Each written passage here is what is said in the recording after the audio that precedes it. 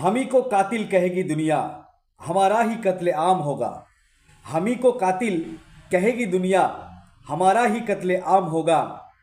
हम ही कुएं खोदते फिरेंगे, हम ही पे पानी हराम होगा।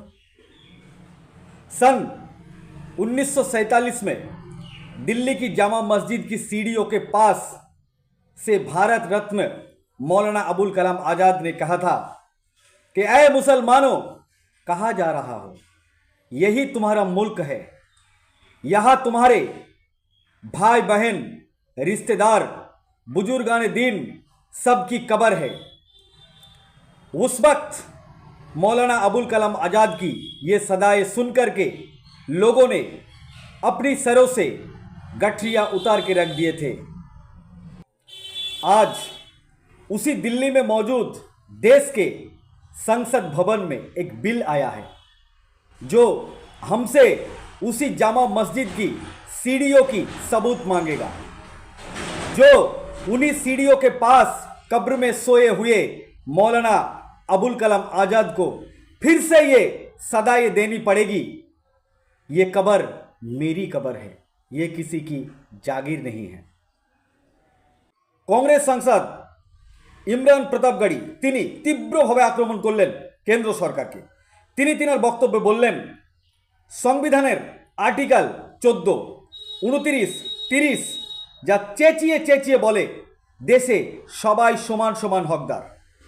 আর্টিকেল 26 বলে সবাইকে আপন আপন ধর্মের কাজের মন্দির, মসজিদ, গির্জা, চার্চ, গুরুদুয়ার করার অধিকার এবং সেগুলোকে রক্ষণাবেক্ষণ করার অধিকার আছে। কিন্তু ডাক্তার বাবা সাহেব আম্বেদকরের সংবিধানকে বারবার অপমান করছে এই বিজেপি সরকার। দেশের মুসলিমদের প্রতি ঘৃণায় এতটাই অন্ধ হয়ে গেছে যে দেশের সংসদ ভবনে দাঁড়িয়ে দেশের মাইনরিটি মিনিস্টার এবং দেশের হোম মিনিস্টার সাহেব সংসদ ভবনে সরাসরি মিথ্যা কথা বলছে এবং দেশকে গুমরাহর দিকে এগোচ্ছে। মন্তব্য করলেন কংগ্রেস নেতা, কংগ্রেস সাংসদ ইমরান প্রতাপগড়ি। সাংসদ ইমরান প্রতাপগড়ির পক্ষ থেকে কঠিনভাবে আক্রমণ কেন্দ্র সরকারকে ওয়াকফ বিলের বিরোধিতায়। কি বলেছেন তিনি শোনাবো আপনাদের। এই ভিডিওটি যারা দেখছেন চ্যানেলটি লাইক করবেন, শেয়ার করবেন আর সাবস্ক্রাইব করবেন। আই লাভ মাই ইন্ডিয়া, মেরা ভারত মহান। जय हिंद। थैंक यू दोस्तों। धन्यवाद सभापति महोदय। हम ही को कातिल कहेगी दुनिया, हमारा ही कत्लेआम होगा। हम ही कुएं खोदते फिरेंगे, हम ही पे पानी हराम होगा। सभापति महोदय, सन 1947 में दिल्ली की जामा मस्जिद की तारीखी सीढ़ियों पर खड़े होकर के भारत रत्न मौलाना अबुल कलाम आजाद साहब ने कहा था कि मुसलमानों कहां जा रहे हो? यह है तुम्हारा मुल्क, यहां तुम्हारे आबाओ अजदाद की कब्रें हैं। उस वक्त मौलाना आजाद की ये सदाएं सुन करके लोगों ने अपने सरों की गठरियां उतार करके रख दी थी। आज उसी दिल्ली में मौजूद देश की संसद में एक बिल आया है जो हमसे उसी जामा मस्जिद की सीढ़ियों के सबूत मांगेगा, जो उन्हीं सीढ़ियों के पास अपनी कब्र में सोए हुए मौलाना आजाद को फिर से कब्र से सदा देनी पड़ेगी कि ये जो कब्र है वो मेरी कब्र है, ये किसी सरकार की जागीर नहीं है। सभापति महोदय, मैं जहां खड़ा हूं इसी संसद भवन के सामने सड़क के उस पार अपनी कब्र में सोए हुए भारत के पूर्व राष्ट्रपति फखरुद्दीन अली अहमद की कब्र है। शायद अब उस कब्र से भी सदाएं आए कि ये कब्र मेरी कब्र है, ये सरकार की जागीर नहीं है।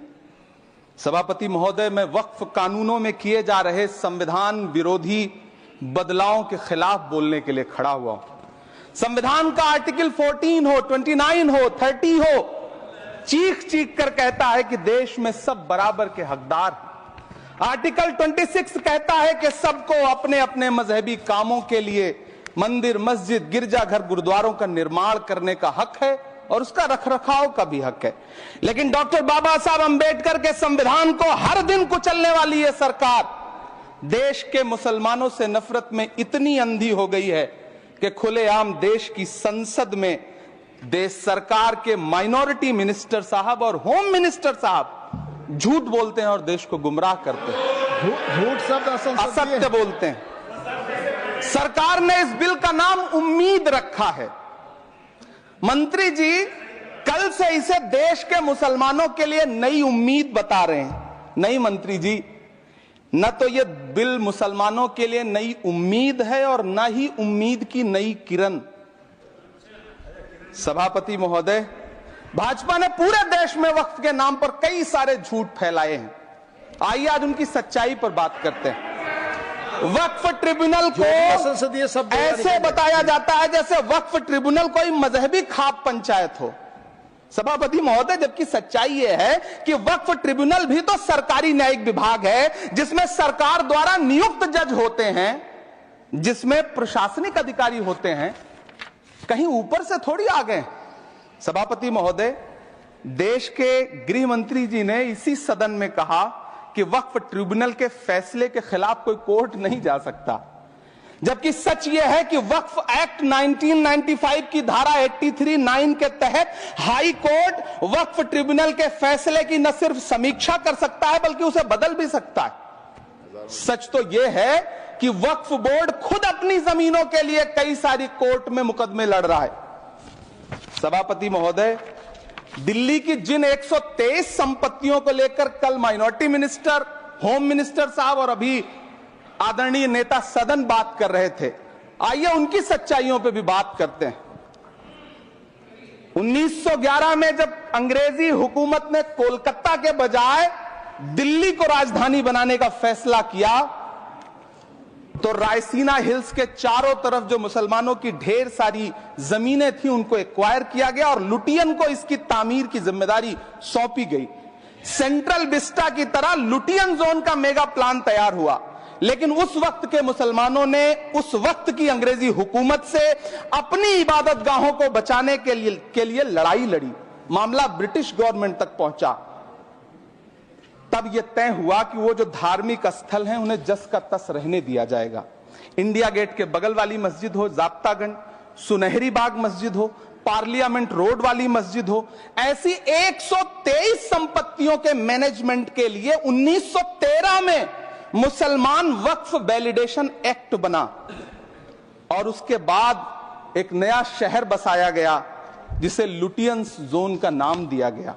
फिर 1943-45 के बीच एक और समझौता हुआ आजादी से पहले, उसके तहत काफी सारी वक्फ जायदादों को सुन्नी मजलिस औकाफ बनाकर उसके अंडर किया गया ताकि उसकी देखरेख की जा सके। गृह मंत्री जी 2 दिन से सदन में जो बात कह रहे हैं वो दरअसल 123 संपत्तियां उसी सुन्नी मजलिस औकाफ के तहत आती। सभापति महोदय, आजाद भारत आजाद हुआ। आजादी के बाद भारत में 1954 में वक्फ एक्ट लागू हुआ, जिसकी धारा 9 के तहत 1964 में केंद्रीय वक्फ काउंसिल का गठन हुआ। दिल्ली की वही 123 प्रॉपर्टीज को 1970 में सर्वे गजट करके गजट नोटिफाई किया गया। इसके निपटारे के लिए पूर्व प्रधानमंत्री इंदिरा जी के द्वारा 1974 में एक बर्नी कमेटी बनाई गई। बर्नी कमेटी ने 1976 में इन 123 संपत्तियों को दिल्ली वक्फ बोर्ड की संपत्ति होने की रिपोर्ट सौंपी। उस रिपोर्ट के आधार पर 1984 में कांग्रेस सरकार ने उन 123 प्रॉपर्टीज को दिल्ली वक्फ बोर्ड को सौंपने का फैसला किया, जिसके खिलाफ विश्व हिंदू परिषद कोर्ट गई। मामला 2011 तक पेंडिंग रहा। फिर 2011 में कोर्ट ने सरकार को आदेशित किया कि इसका निपटारा करो।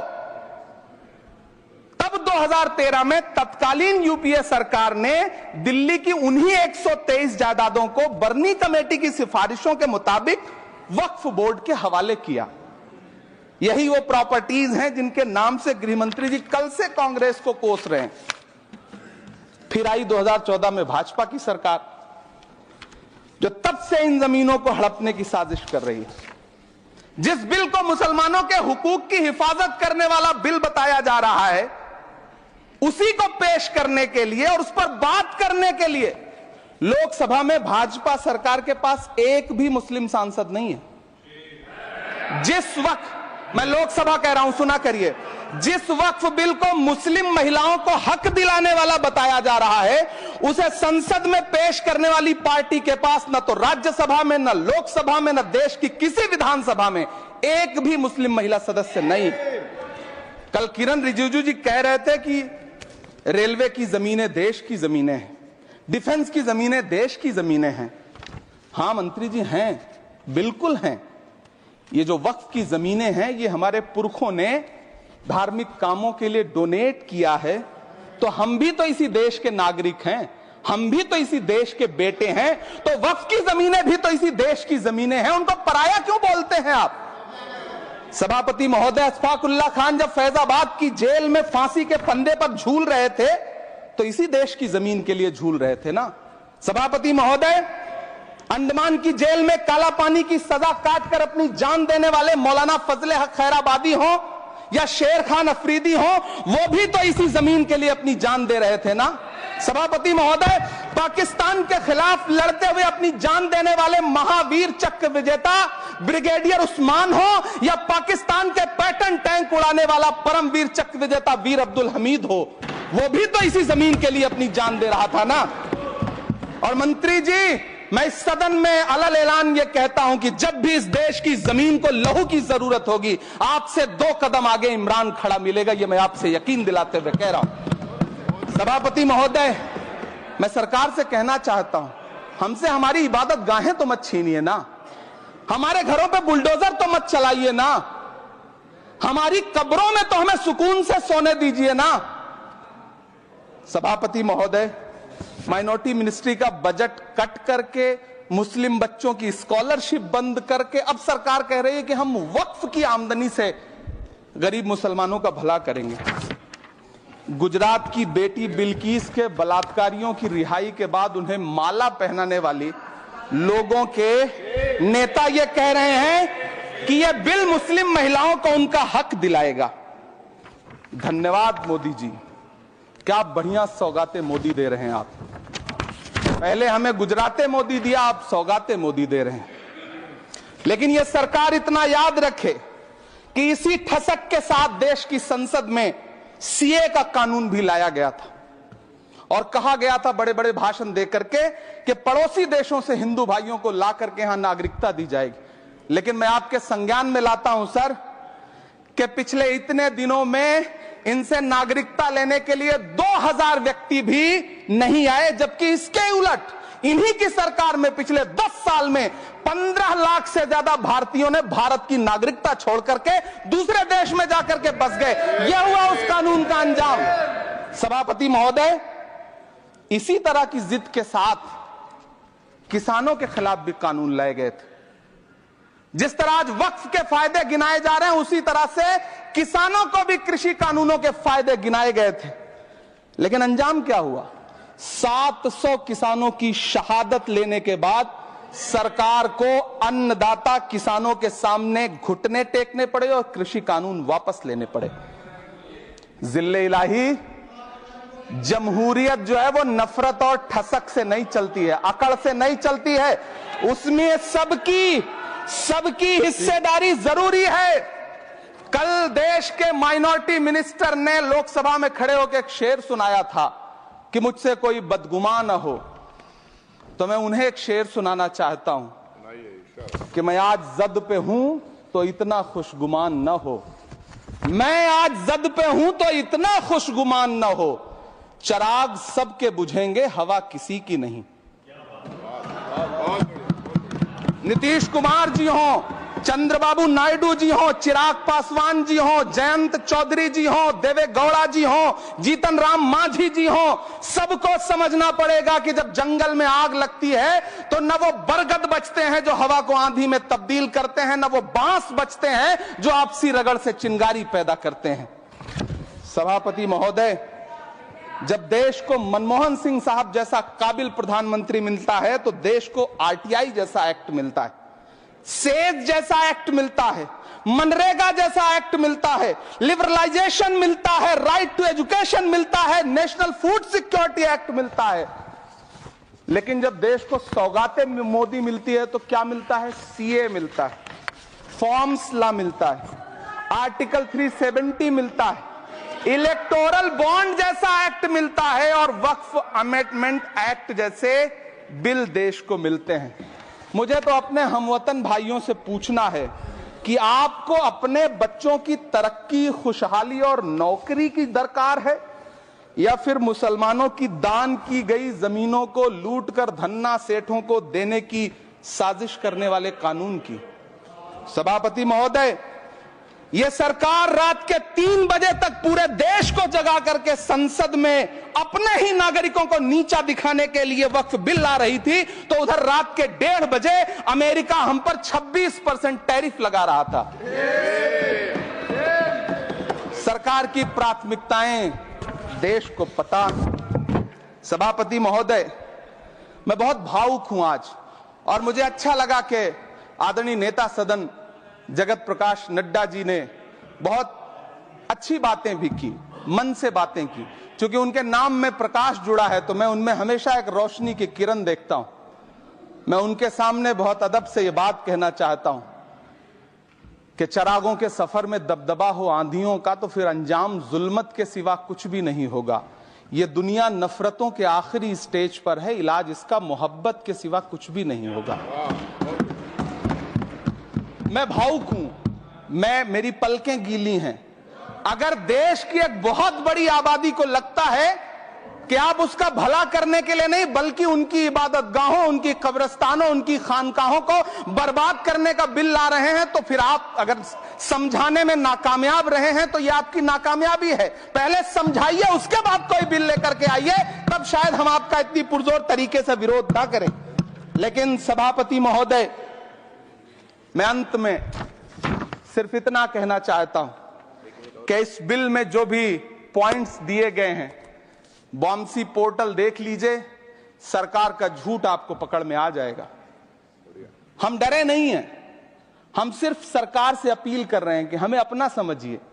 हम आपके अपने हैं, इस देश के नागरिक हैं, और आप ताकत में हैं। संख्या बल के आधार पर बिल हो सकता है आप पास करा लें, लेकिन आपको यह बात समझनी पड़ेगी कि हम तो वो तारीख हैं, जहनों में रहना है जिसे, कागजी पुर्जे नहीं जो फाड़ डाले जाएंगे। जिस जमी पर मैं खड़ा हूं ये मेरी पहचान है। आप आंधी हैं तो क्या मुझको उड़ा ले जाएंगे? आपको यह बात समझनी पड़ेगी।